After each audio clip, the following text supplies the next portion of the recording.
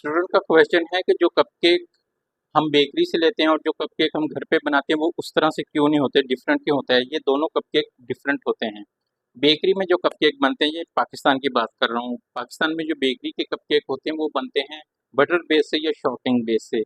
इसका ये होता है कि जो शॉर्टिंग शॉर्टिंग को चीनी के साथ मशीन के अंदर डाल के उसको फ्लफी किया जाता है। जब फ्लफी होता है फिर उसके अंदर अंडे डाले जाते हैं और इससे वो बनते हैं। इस बैटर से कप केक भी बनते हैं, टी केक भी बनता है, प्लेन केक और ड्राई फ्रूट केक, सारे वो इसी मेथड के साथ बनाए जाते हैं।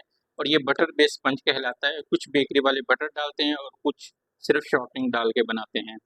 और जो घर वाले कपकेक जिसकी स्टूडेंट बात कर रही थी वो होता है ऑयल बेस्ड स्पंज। जैसे कि हमने स्पंज के अंदर ऑयल भी डाला, दही भी डाला और चीनी भी डाली, अंडे भी डाले, सारा बैटर एक एक ही साथ मिक्स किया और उसके कपकेक बना ले।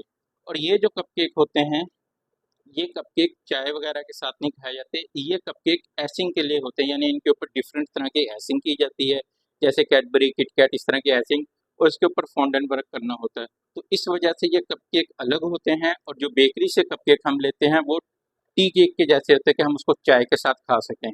तो ये दोनों में फ़र्क होता है। लेकिन जो बेकरी के कपकेक होते हैं उनके ऊपर फॉन्डेंट वर्क या डिफरेंट तरह की जो ऐसिंग होती है वो नहीं की जाती, क्योंकि वो बहुत ज़्यादा भुर्रे होते हैं और बहुत ज़्यादा खस्ता होते हैं, जैसे कि टी केक होता है।